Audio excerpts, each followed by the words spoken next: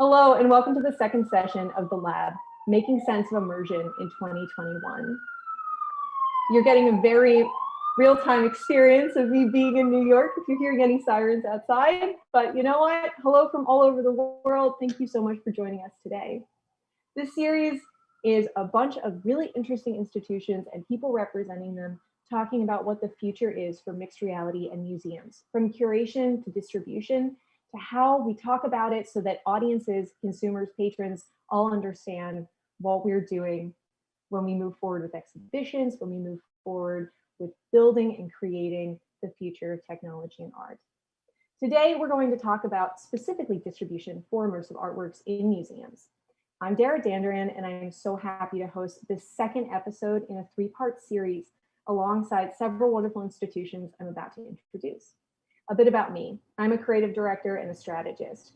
I've worked for companies like Refinery 29, Vice, Verizon, the New Museum, Buckco, a creative studio, Sensorium, and Superbright to advocate for immersive and emerging technology in order to bring wonderful campaigns and experiences to consumers new to new tech.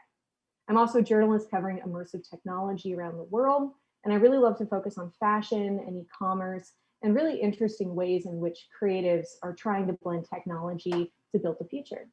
And lastly, I am also very excited to tell you I curate shows, and I love to work with different museums and institutions to bring interesting artists to the forefront to have new conversations in new ways.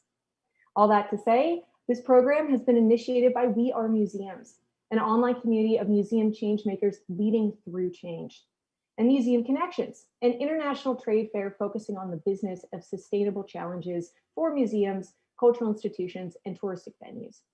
Museum Connections highlights trends and innovations to imagine the new visitor's experience.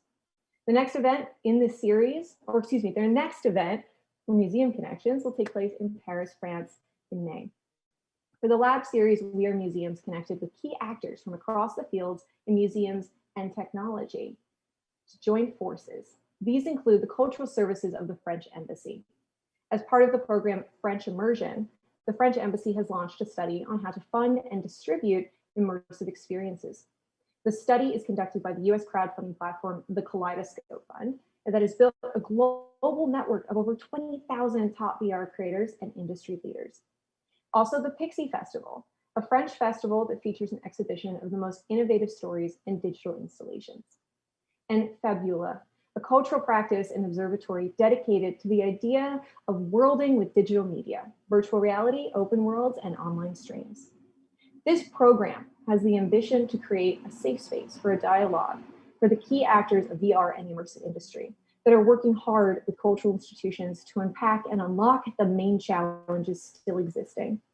There are 3 30-minute online sessions, again, this being the second of the 3, and we'll welcome experts from France, from Europe, from the US and beyond to share their experiences and analysis of immersive projects.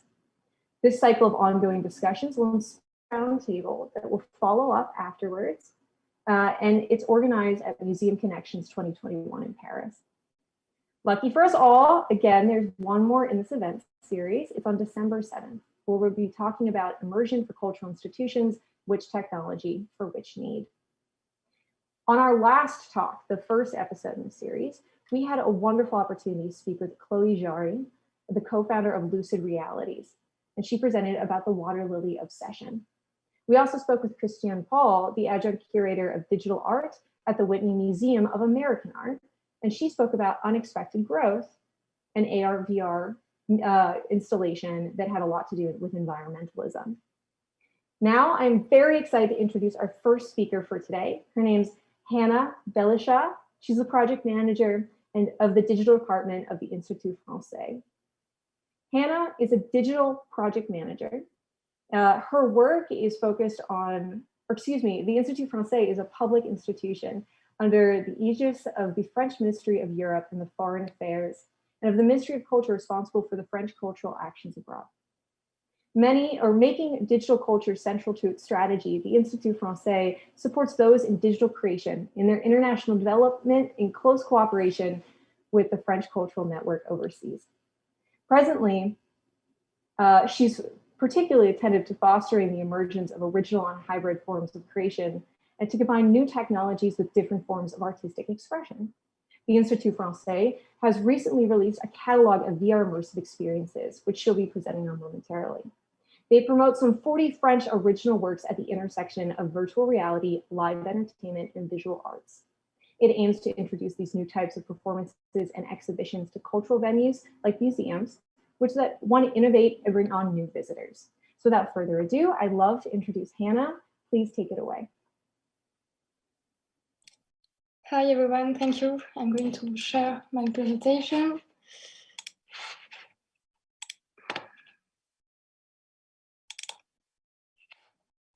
Is that okay?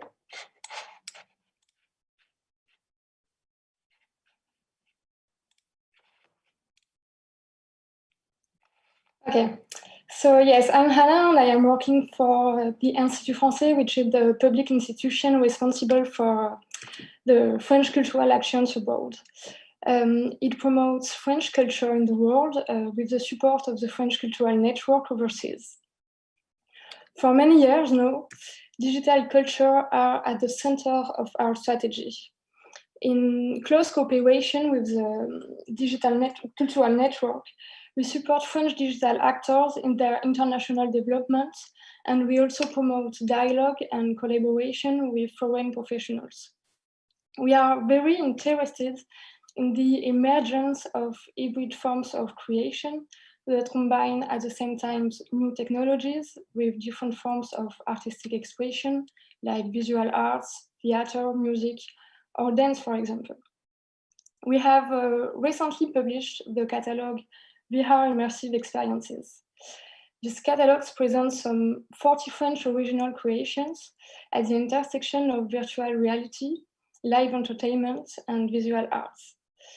Available in English, it is designed to introduce to you, to museums, to theater, to cultural centers, these new kinds of shows and exhibitions. These kinds of creation are very well received by the public, actually. They answer to a growing demand for cultural practices with strong digital dimensions. The problem is that they are most often presented in festivals, and they suffer from a lack of booking in more traditional venues.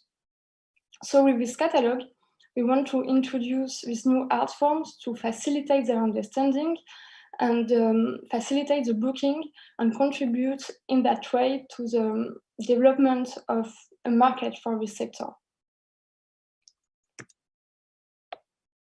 The work presented in the catalog are said location-based entertainment. They mix the real and the virtual worlds by using equipment, stage design, art directions, and live performance to create a truly immersive environment for the public. The visitors are not only consumers, they are real actors of their experiences without any limitation of time, any limitation of space, history. The first part of the catalog is explains with different examples and successful stories how this form of art can attract new audiences, innovate to engage the visitors, and become a real tool to create mediation, fun, and impact. Then the catalog presents the 40 French creations. So here you can see the summary. It's organized in different categories: arts, dance, live performance, documentary, fiction, and games. It's the catalog doesn't aim to be exhaustive. It's a selection that highlights the originality and the diversity of the French creations. Each work is presented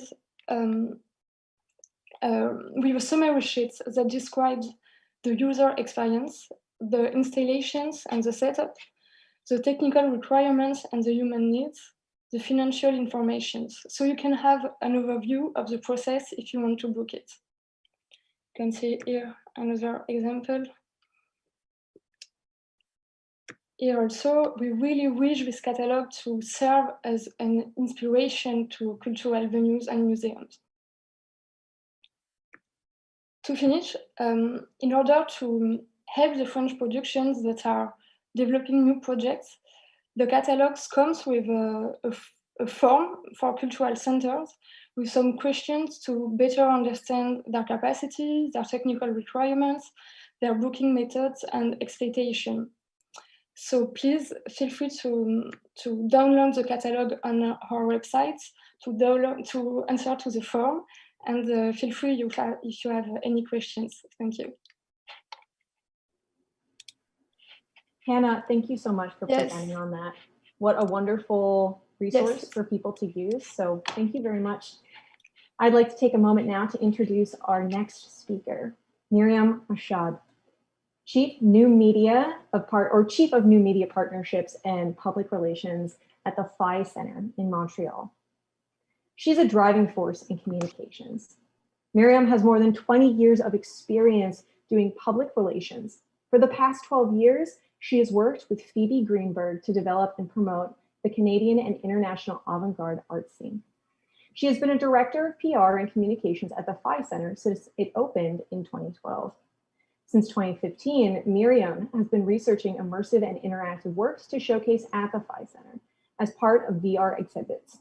She also curates the Phi Center's virtual reality garden programming. The installations have been invited to festivals and events such as the Marché du Film, Mutec JP, Future Play, IFP, and many more around the world. I'm so excited to hand it off to Myriam. Thank you so much. Bonjour, everybody. Hello from sunny Montreal. So I'm going to share my screen. Just bear with me a second.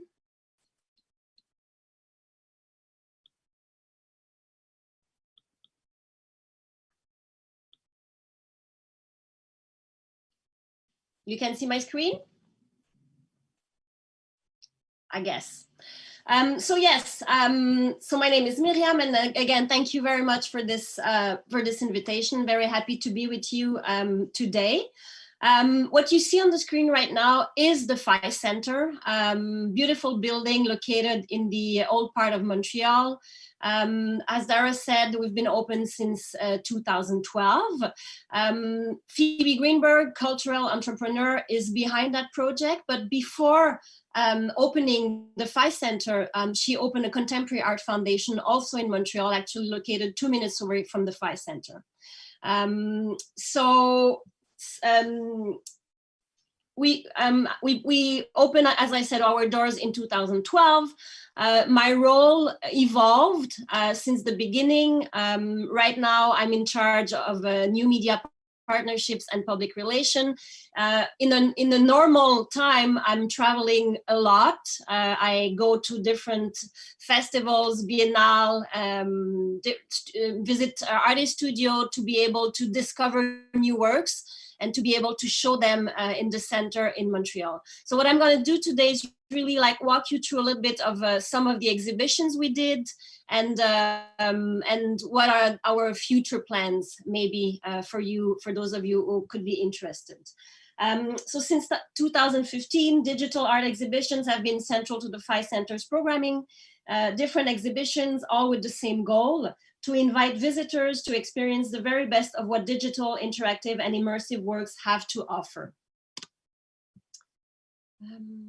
Let me see.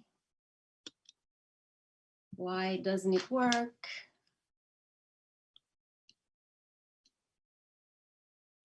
Yes. So this exhibition was called Humane. It was shown at the center, I think it was 2 years ago. There were some VR, there was some AI and interactive works. For those of you who are not familiar with the Phi Center, for us, contextualizations of all the works we are showing is highly important. So you would never see, for instance, at the center, just a few chairs and a few headsets. It's really important to bring a strong artistic direction to all the exhibition we are showing. And this is one way of like what you see on the screen, this is one of the exhibition we did. The next one, actually this slide was in Anna's presentation. It was the presentation of spheres at the center. And this actually opened some doors for us. We worked on the contextualization, on the design with Eliza, the director with Jess, the producer, we came up with this idea of those, like those circle, and this actually, this artistic direction made a lot of noises in the XR community. People thought that this was a beautiful installation, and actually because of that installation, we were invited to recreate somehow this same design at the Rockefeller Center in New York for an installation that took place there for 6 weeks. And again, I want to say, I'm tempted to say 2 years ago, but it's a bit hard right now with I have like hard to figure out. It was 2 years, 3 years ago, and or 1 year ago. But for us, really, really important to be able to work with the creators, the directors, and the producers to bring them a beautiful artistic direction and contextualization of the work at the center. Next slide, if it shows up, this was actually last year. It was an exhibition called Cadavre Exquis, where we were showing contemporary art through alternative lenses. So we were showing the pieces by, the VR pieces by Marina Abramovich, Laurie Anderson, Olafo Eliasson, Anish Kapoor in one exhibition. For us, because we're so, we love contemporary art, and we wanted to show our audience how big contemporary artists, like the name I just said, were really interested now to integrate new technologies in their practice. Laurie Anderson, for me, is the best example. She already produced 3 VR pieces, and for her, it's clear that it's not going to stop. New technology are now part of her practice. The same for Marina Abramovich, and the same for Olafo Eliasson. On the right, like the room you see there, that was the piece. We actually dedicated an entire room to the pieces by Laurie Anderson. Actually, the room you saw before with spheres is the room we dedicated for Laurie Anderson. Next slide. Why is it not working so well? Hold on. This is again coming back to Laurie's pieces. We recreated actually an airplane, the inside of an airplane, to be able to show a loft, to the moon, chalk room. Again, really, really important for us to contextualize the works of the artist, and to work with them on putting together a beautiful and strong artistic direction. 2020 was supposed to be for us the year where all those hours I spent on airplanes traveling, go and meet people, meet artists, meet curators. 2020 was the year where Phi was going to explode internationally. We were supposed to have an exhibition in New York. We were supposed to have an exhibition in Milan. We were supposed to have an exhibition in London. Then came COVID. So for me, I don't want to say that it's canceled. I just see it maybe like those exhibitions, those projects we had will take place in 2021, hopefully in different locations. But the confinement did something great for us. Is really we needed to find a way to reach our audience. They were not able to come to us anymore. They were not allowed to come to the center. How do we go to them? And that's where we came with this new project called VR to Go. And I know I see Darragh, she wants to interrupt, but I'll just quick.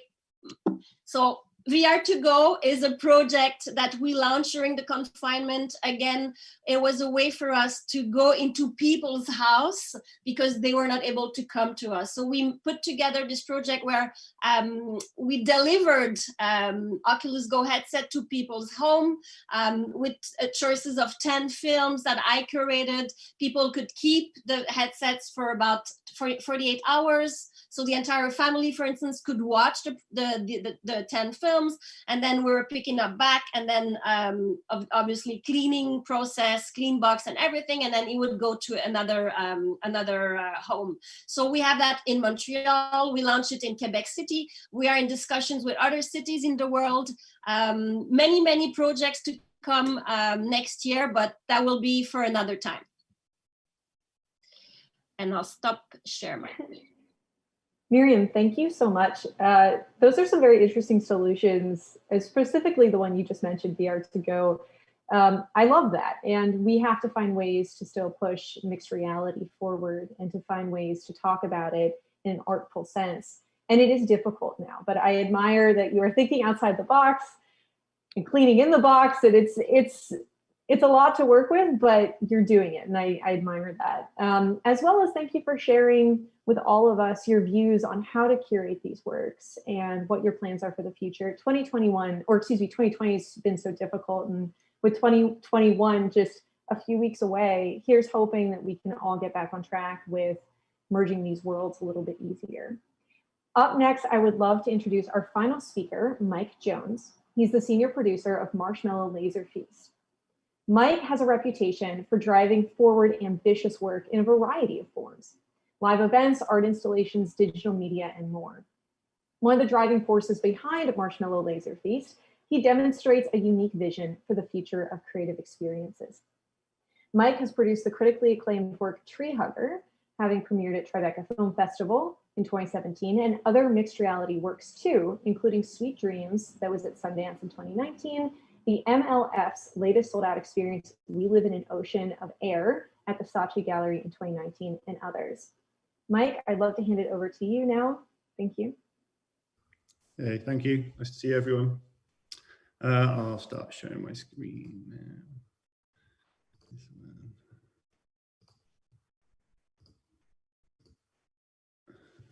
There we go.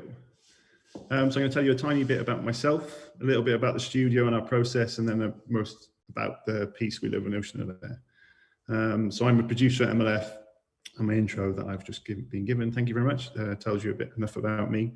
We're quite chameleonic as a studio. We're described as a variety of different terms: immersive studio, artist collective, artist studio, technologist, experiential collective. I think what that allows us to do is to sort of morph and blend and deliver quite different and dynamic pieces of work, which you'll see in this showreel here. So across the showreel, you'll see a variety of pieces of technology: lights, robots, projection mapping, will.i.am. Bono comes up in a minute. Oh, sorry, I pressed the wrong button.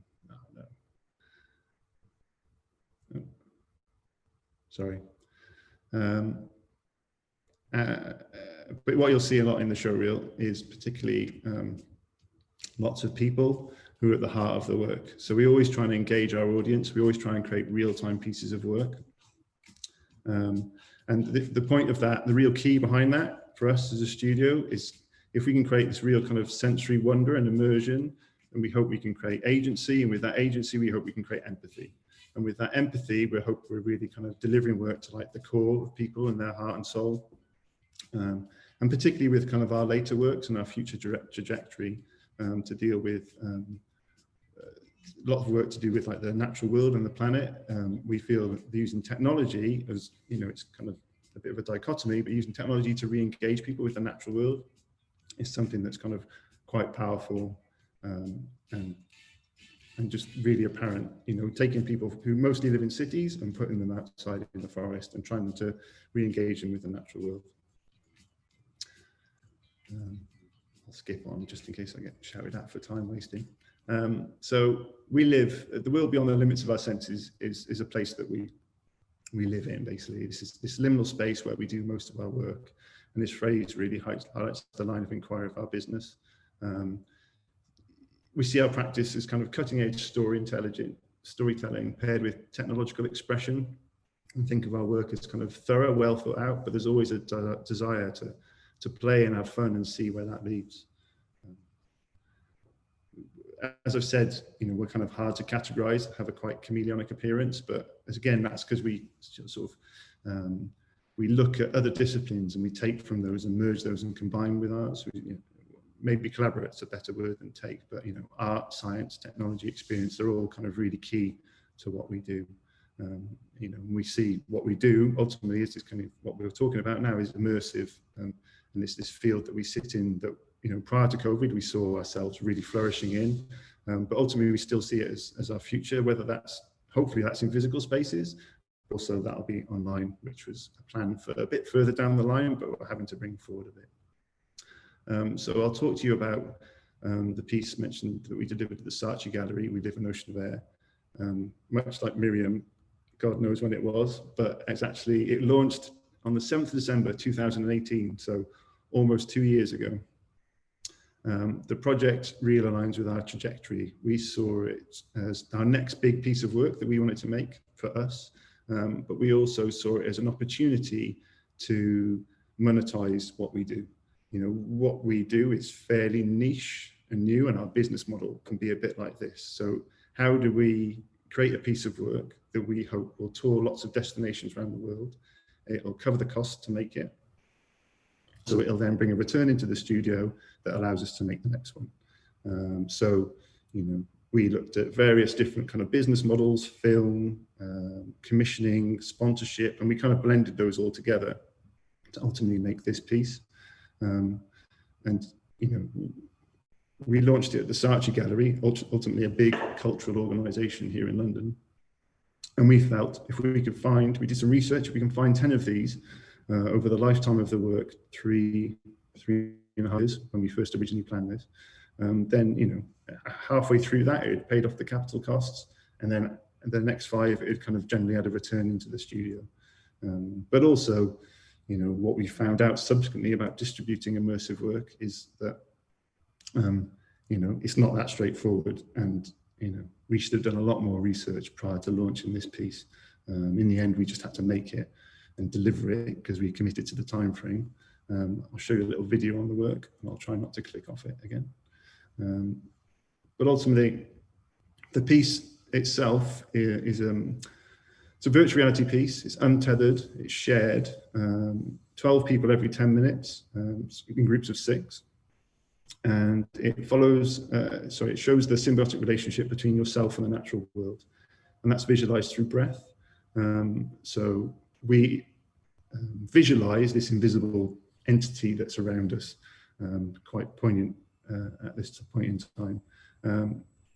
But ultimately, creative aside, the business behind it was how many people can we get through per day? How many tickets can we sell? What kind of revenue can we generate? And we sold, we had capacity for 228 tickets a day. And we were originally scheduled to start on the 7th of December and finish on the 20th of January. And we extended it 2 times, and we finished on the 5th of May. We sold out, and we sold 28,000 tickets. But I think to touch on kind of Myriam's point about the scenography, we talk about our work in tiers of immersion. So you'll see from the kind of gallery space you saw there, and here are just some figures about it, that it is put on in a traditional gallery, and the best experience you can have is in the headset, but the headset's very limited due to the one in, one out nature. So what can we do in that environment to create experiences for everybody? So we had some 300,000 people through that just went through the space. There were benches, bean bags, people could sit and watch the performance of the people in front of them, and they could also watch the projection screen. There was an ambient soundscape and also the smell system that was there for them.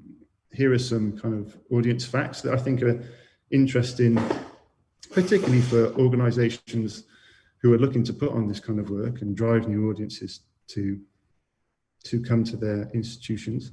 But I think the bottom one's perhaps the most interesting, that basically most of the people who came to see Ocean of Air came to see it because it was there, not because they were coming to see the Saatchi Gallery. So we drove a huge footfall through for the museum and brought in a new kind of audience of people, all walks of life, all ages.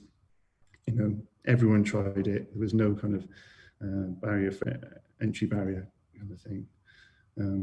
But I suppose to touch on, immersive distribution, this is perhaps not the best example of how to do it because we launched that work 2 years ago now. Obviously, COVID's around, but we hadn't done enough research about where it would go and the places it represents. And what we've learned now is kind of like, it's a bit of a Wild West out there.